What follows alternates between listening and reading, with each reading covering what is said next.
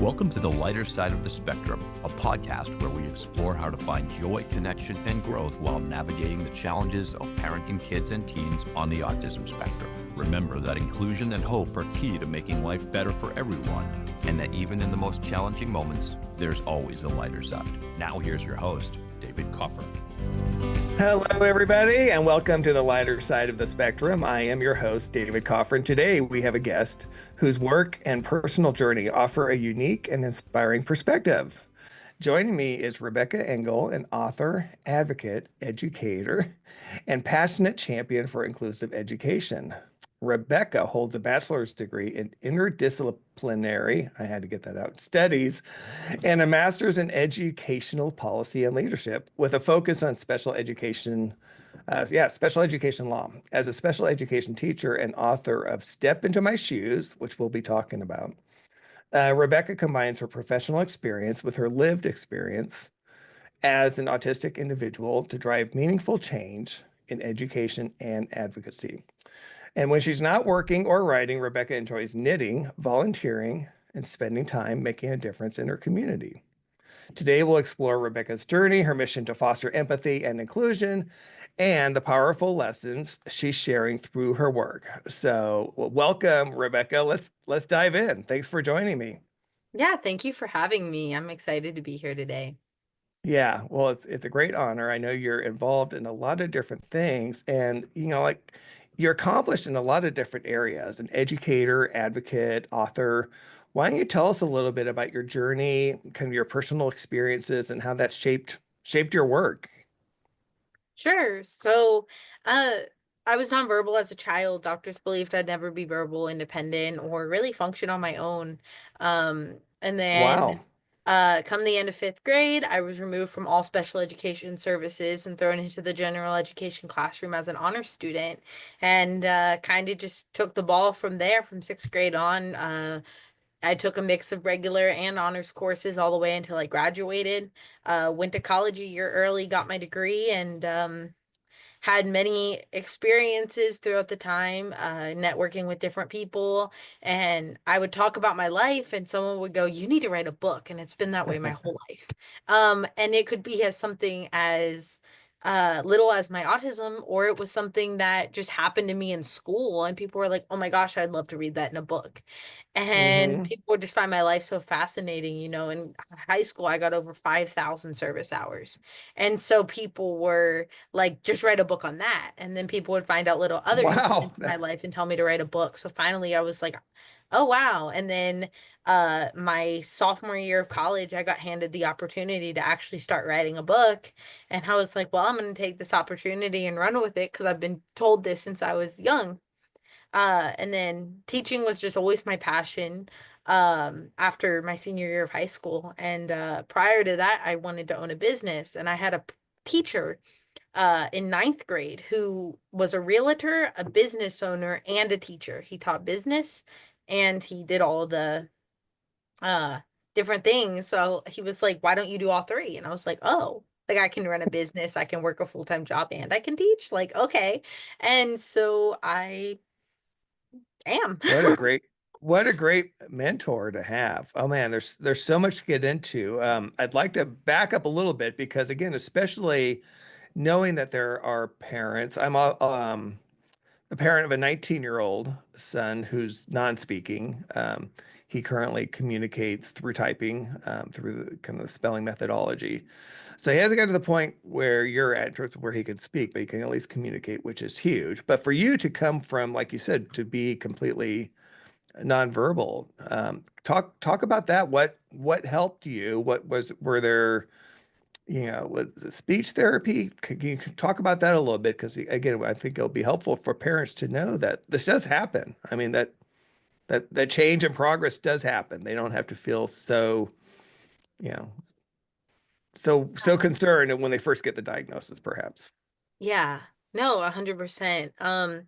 So around 3 years old, my brother was going into his 5-year checkup, and I was running around in circles. I was stimming, I was screaming, I was doing all these things. And, my doctor was my brother's doctor. My brother's doctor's boss. And so my brother's doctor was like, what's going on with her? She's 3, she's not making noises except for screams and running around in circles and doing movements with her arms, hand flapping. Yeah. And my brother's doctor was like, I'm gonna evaluate her, like check her out. And my mom was like, finally, like finally someone notices that this child is not neurotypical.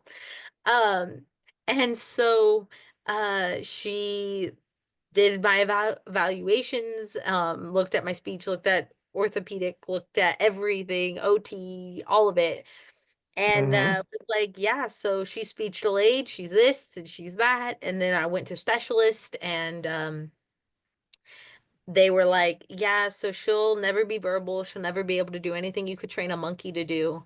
And Oh my God, they actually said that? the second those words came out of a doctor's mouth, my mom said, yeah, that's the end of our time. Yeah, good for her. My mom was a stay-at-home mom, so she had the time on her hands.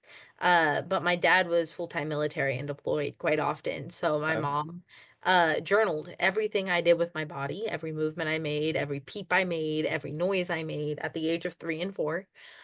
Um, and then started me in early intervention because I did have a active learning disability diagnosed. At the time, it was pervasive developmental disorder, which is now autism spectrum level 1. Um, Okay.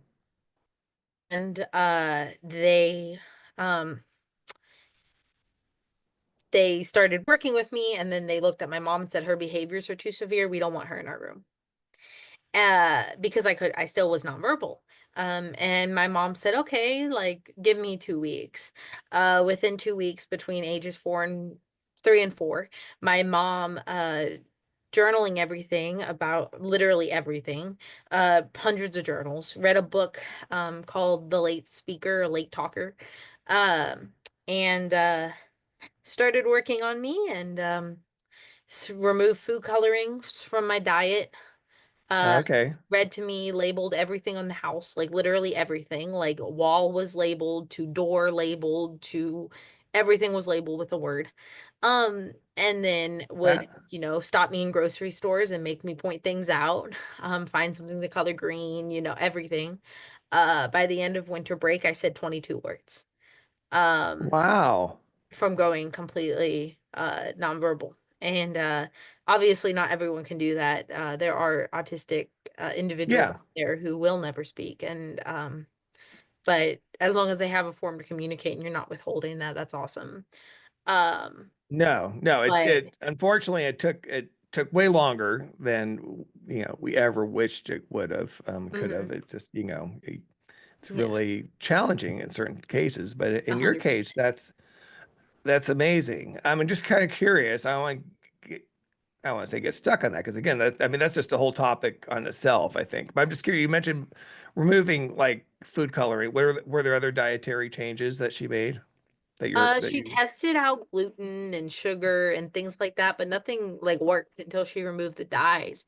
But through the process of removing dye, I would crave it and I would actually try to sneak and go and grab it. And when I didn't have it for extended periods of times, my mouth would start gargling and my eyes would start getting all red. Oh my gosh, And that's when I would have amazing. it, it would almost look like I was appearing normal. Like I would look, like I wouldn't have the gargling at the sides of the mouth. I wouldn't have the red eyes. But when I didn't have it in my system, I would gargle. Like it was almost like a drug addict. Like I needed Yeah, it 24/7 to function almost. But my behaviors were insane when I had it in my system. And everyone was kind of like, "You're a conspiracy theorist, you're crazy, like there's no way."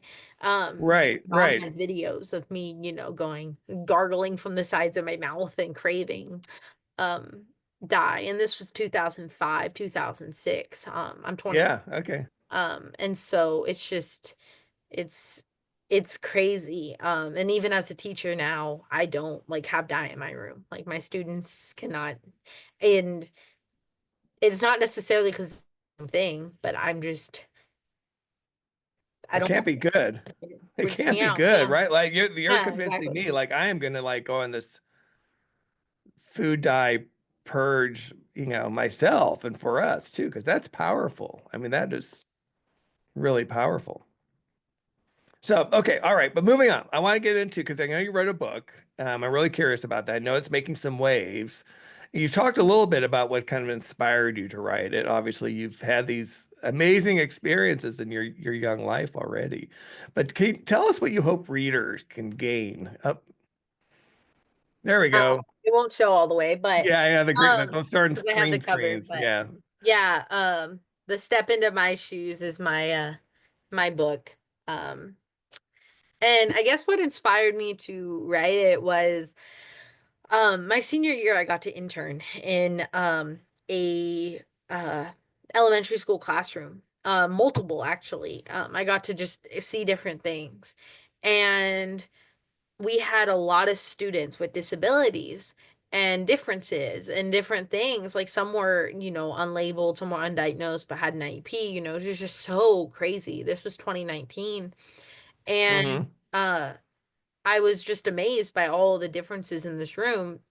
And one little girl reminded me of me, like identical, uh, in every way. And she would have these tantrums, and these kids would be like, why is she acting like that? And they just assumed she was bad. Right. And the teacher tried to Bad teach. behavior, kind Yeah. of.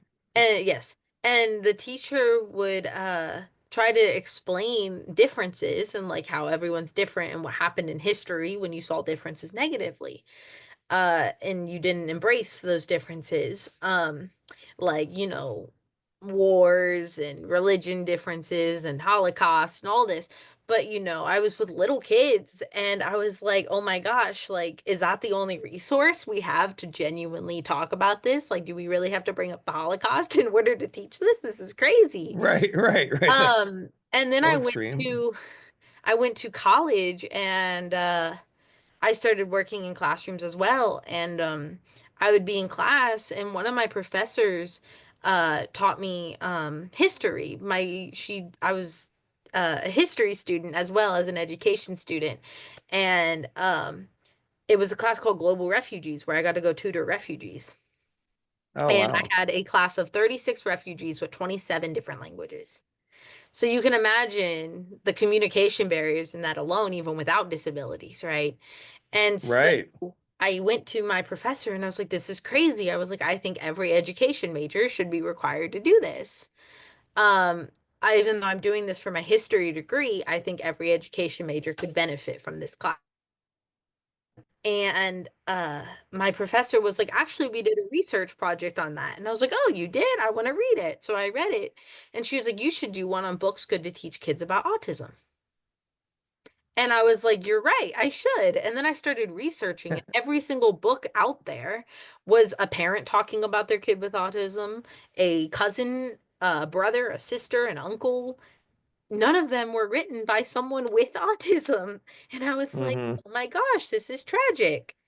Like, why don't we have a book about autism written by an There autistic we go. person? I know, I love it. Yeah, I didn't understand it. So finally I was like, I'm going to make that difference and I'm going to change that because that's absolutely ridiculous. And so now I published it and it's out there and I've sold over 500 copies in a that's month wonderful. and a half. And honestly, I'm very, very grateful for all the support it's received. Oh, yeah. I mean, that's outstanding. I mean, it really is because, like you said, nobody understands the experience, obviously, than someone who's been in those shoes, literally, right? I mean, and someone who can help explain why why there's certain types of behaviors and some of the unique challenges. Like I can only imagine the challenges that you faced in education and in school and dealing with your peers and all of those things. Yeah. Yeah. Yeah, it's what about special education law? Tell me a little bit about that and what drove that and what do you hope to do with it? Yeah. So, I always wanted to do education. in my adult years. But as I would go through these education classes, people were teaching me about special education, and one of my sped professors looked at us and said, when I started talking about SPED, I didn't even want to look at those kids. And this was one of my special education professors. And she was like, but then I taught them and I fell in love with them, and was describing them almost as if it was like, or describing us almost as if it were like trying a new piece of food. Like my identity isn't white chocolate. Huh. Like why are we like I'm not like, you're not eating frog. Like, I'm a person. Right. Like, see me as a human. Like, you don't need to describe my identity as a, piece of food almost.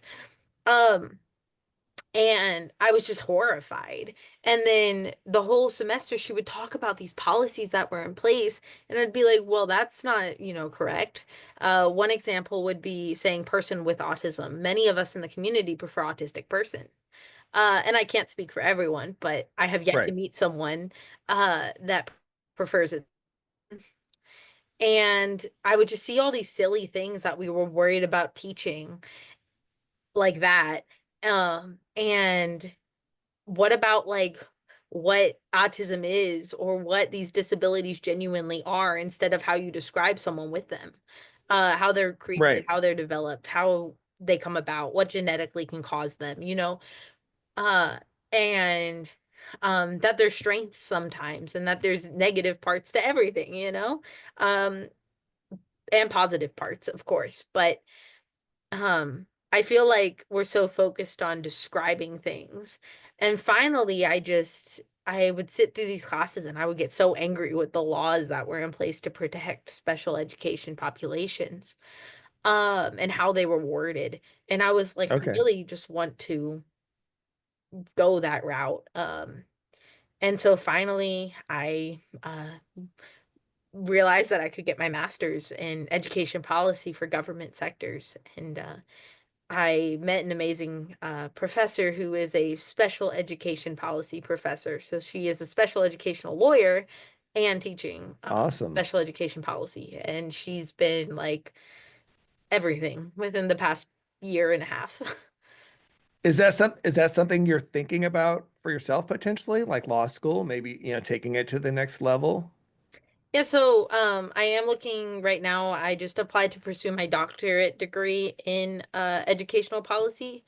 I do Wow. plan to do my dissertation in the special education policy sector.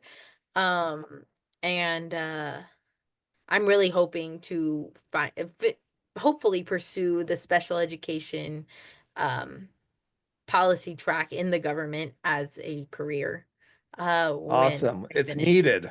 It is so needed. Yes. Like we're saying, particularly from people like you who've Mhm. experienced it, who could speak firsthand about the deficiencies and the challenges. And, that was something else I was wondering if you could talk about a little bit about, what do you see as, there's probably a ton, but what do you see as the biggest challenges and opportunities in creating more inclusive school environments? I think goes back to my book. These kids do not understand the disability, and they don't understand the success that can come despite the disability, and they don't even understand that there could be a disability there. I mean, I feel like I've created an environment in my classroom where the students all communicate about what their disability is without me having to ever even talk about it. Because obviously I can't say anything, but the student can if they feel like it's comfortable.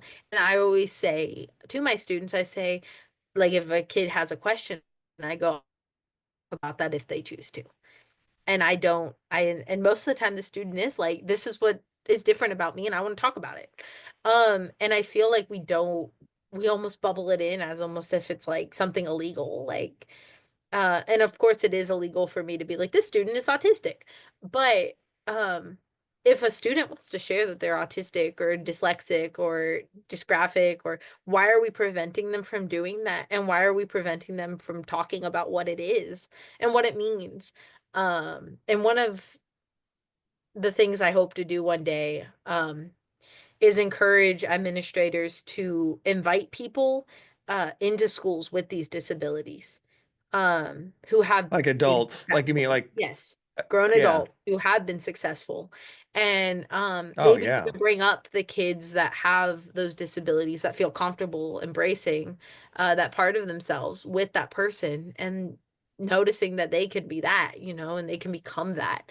I feel like as a kid, I really had no positive role models that were also dealing with autism.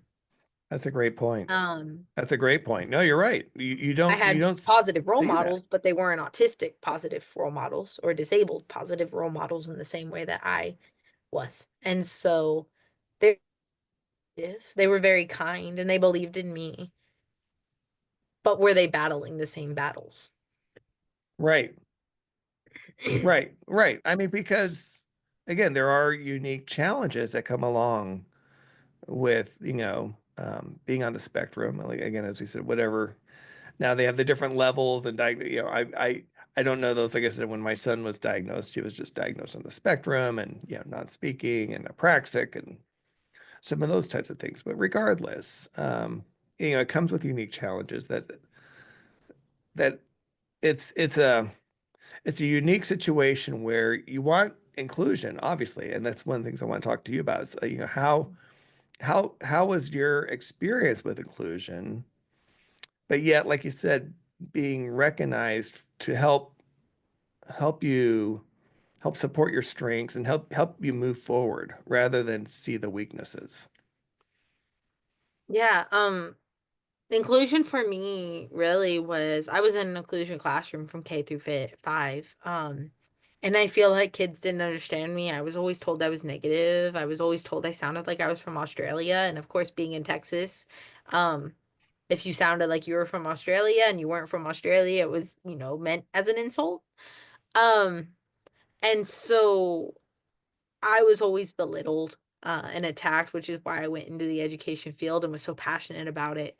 Um, and my teachers would try to include me and make me feel like part of the class, but I was alone. Group projects, I always worked alone. I didn't want to mess with anyone. I didn't have anyone to work with. Or I would think I fit into a group and then become time for the group project, and it was like, we don't need Rebecca in our group. That must have been hard. I think the only time that I was actually included in a group openly was one time my freshman year of high school. And that's like throughout my whole academic journey. Um, I was practically a straight A student most of my life, even with when I had accommodations and things in the curriculum. Uh, but I was never really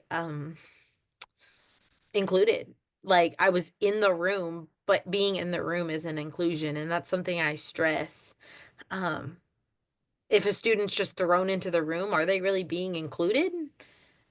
Or are Right, they thrown right. into an overstimulating space where they're made uncomfortable and now they're discluded in a room? I mean, if I throw Yeah, because something they into the can't room, you don't participate. notice it's there, or you notice it's there, but it's embarrassed to be there, then, or you're embarrassed that it's there, then is it really there? Like, it's, Yeah, no, I hear you. I think that makes a lot of sense. But I guess the upside, and again, this is from my personal experience with our son, that because he was not included, he was in the kind of I call it the segregated, intensive ed mhm, program, so he didn't have that type of exposure. I guess he did up until the like through elementary school. They would spend like an hour or something in another classroom just so that they could have the exposure and the other kids could, be around mhm, them, and he bonded, to a certain degree as much as he could. I know that they gave him a gift at the end of the school year, which was sweet. But what he didn't get was the exposure to the education. I think that's one of the big things. I think what you talked about is very important, that you still can be isolated while being included, right? Like inclusion doesn't mean you're not isolated or, not integrated as well. mhm. So those are kind of different issues that I think need to be addressed. Yes. Yep. Um, and I feel one of the big things I've been talking about with our district, And we've seen an increase of teachers just throwing kids in ALE. Oh, they have a behavior, which ALE is alternative learning, so it's that secluded Oh, okay. environment. Yeah, I wasn't familiar Uh, with that. Everyone had yeah, so all these different ALE, acronyms. yeah, Okay. ALE is alternative learning environment, which literally means they are in a room full of children with disabilities. Um, and we see that increase. Oh, I don't want to deal with this behavior. I'm just going to throw them in the room. Oh, I don't want to deal with this behavior. I'm just going to. And I just recently recorded a video for my district about me, because I was in an ALE room, which is that the secluded room, and then put into inclusion. So I was in both settings. Um, and I, I hope they listen to you. oh yeah, I'm hoping so too. District loved it. It's become widespread across central office, which is our district people. Um, but I see it all the time, even as a teacher. Like people will work with one of my kids, and they're like, "Oh, they need to be in that room," and I'm like, "No, they don't. Like they may need to be in that room for reading, Right, but they don't right, need to be right. in that There's room all certain day." support, right? Um, But there's still a lot of work to be done, right? I mean, it feels like progress has been made in a lot of areas, but not nearly enough. mm-mm.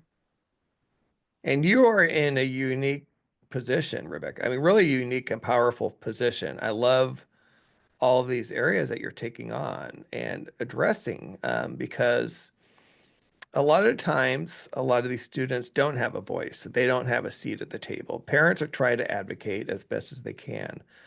But for someone like you who can articulate so well, and like you said, be a role model and show what's possible is just really powerful. I applaud that so much. I'm going to take a little bit of a break here, and then we're going to come back. I know you've got a tip of the week, our autism tip of the week, and we're also going to do an autism fact or fiction, but we're going to take a quick break here and come right back.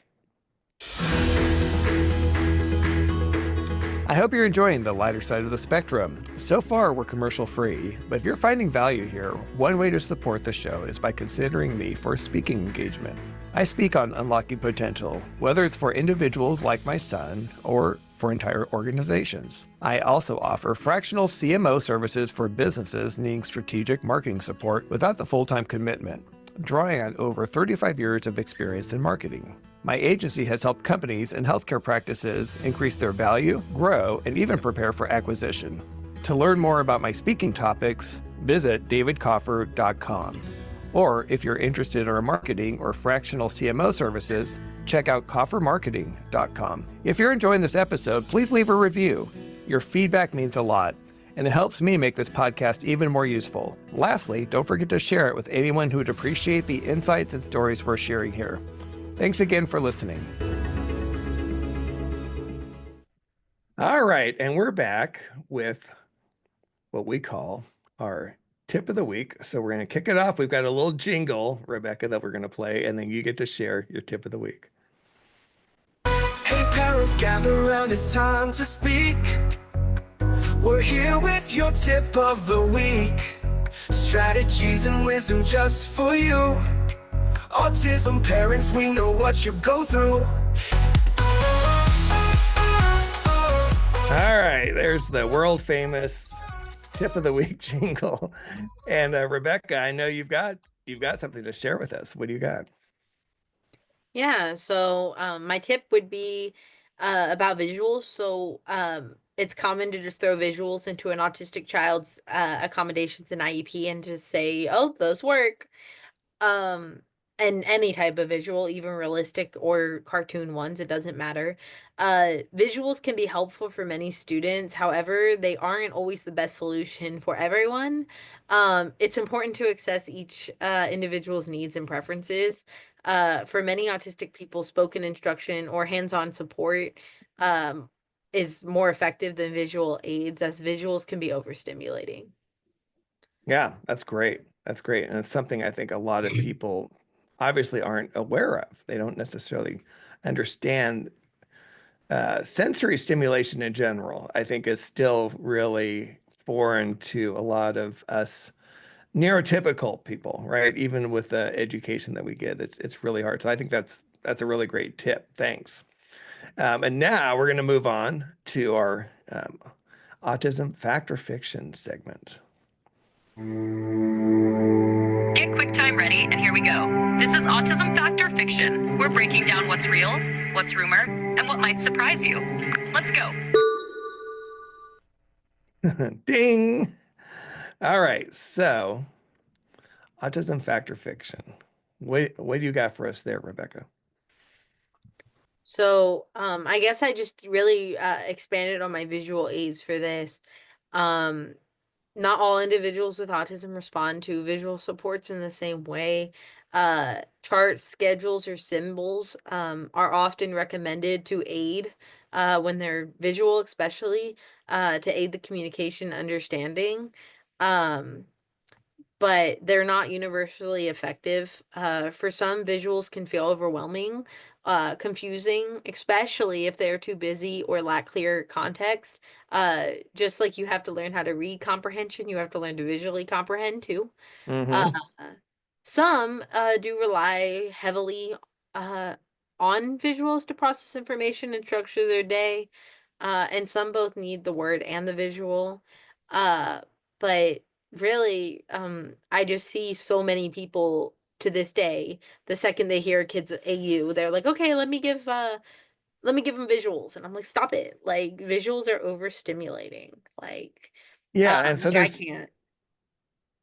I was just gonna say so the presumption and too often is that it's kind of a fix all, like that they'll all respond the same way to visuals, and that needs you need to individualize that and understand that that's not true. Yep. Got it.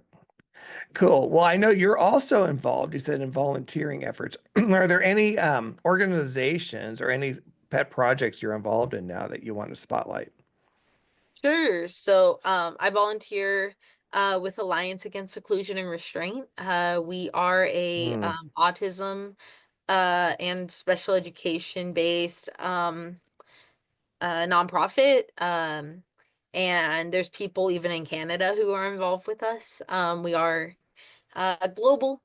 We advocate against seclusion, meaning putting students all into a secluded space all day long. We also advocate against restraint, so restraining kids with disabilities. Um, and so I'm an honored member for them and volunteer. Uh, Love the mission and love the organization. The guy who runs it, Guy Stevens, he's amazing and he knows what he's talking about. Um, and I yeah. I just want to jump in a little bit here because I think that's great that you're involved. Like you said, I'm loosely familiar with the organization, certainly the cause. I think there are people who would be surprised. I think there are a lot of people who would be surprised that this happens in schools in terms of the restraint, that children in some states and districts that this is legally allowed, that kids can be isolated, like you said, put into seclusion rooms, which is basically just Mhm. like, like a prison, like an Yep. isolated prison Yep. cell. And states are trying to justify it too right now. Many of them are writing policies that are like, well, the room can't be this big, the room has to be this big, and what they defined as locked. So they're not locked in the room, but if the door handle's too high for the kid to reach that's in a wheelchair, they don't Right. define it as locked because nothing's blocking it off and there's no actual physical lock. So, it's interesting to see how states are trying to protect it so it is allowed, but it's not. And I see I that just, I, problem in Texas policies. interesting. Like I said, that could be a whole nother topic, for another pod, right? That just some of these policies and some of these things that are still going on. I was just going to say that are just so traumatic. It's got to be so traumatic for a student to go through that. I don't care if it's not officially like if you're isolated like that and put away. That's we yeah. I mean, we all know kind of like again what we carry from being kids with punishments our parents may have given us, and to do this in, under the cloak of what's supposed to be an educational environment, I think is just awful. Yep, I agree. Yeah. So like I said, that's a whole nother topic. So, okay. Great organization. On the personal side also, then tell me, what's your favorite knitting project? I know you're into knitting. I like making beanies mostly. They're pretty easy to make. And then I think I've seen some. bumblebee. Having you shared some of those Yes, online? yes. Always promoting that Yeah. side of my work. Well, do it here. Yeah. Promote. Tell us, where Oh, can people buy your beanies? sure. So you can find me on Facebook under Rebby Crafts, which is the first four letters of my name. So REBE crafts. You can find me on Instagram with crafts.rebby. And then Rebby Neuropoetic. Sometimes I post stuff which is just REBE and then neuro, like neurodivergent, and then poetic, poet IC. Sometimes I post all of my work there. My other books are all poetry based, so it's all rhyming and fun stuff about life. And then I have an autism poem that came out March of last year. And well, I guess this year. I forget. Yeah, It's yeah. Okay, but March yes, of 2024, we'll say. yeah, it was published in Until Your Worth, and it's all about autism and having value despite it being there. So Yeah. Is that something, it would be great, we could try to link to that maybe in the show notes, and let people see where they can access or buy sure. that. And what about the book? I imagine just Amazon, all the Yep. usual. All of my books are on Amazon. Okay, Yeah. great. Well, we'll make sure we get that out there as well. The last question for you is that this might be tough, but is there one word you would use to describe your mission? Ooh. Impactful. I like it.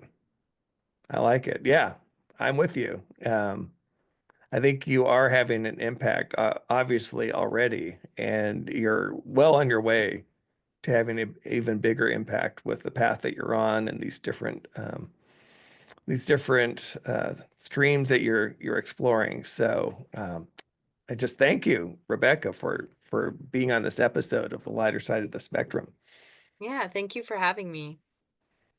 Great. So, for all of you listening, if you enjoy this episode, we'd love your feedback, as we mentioned before.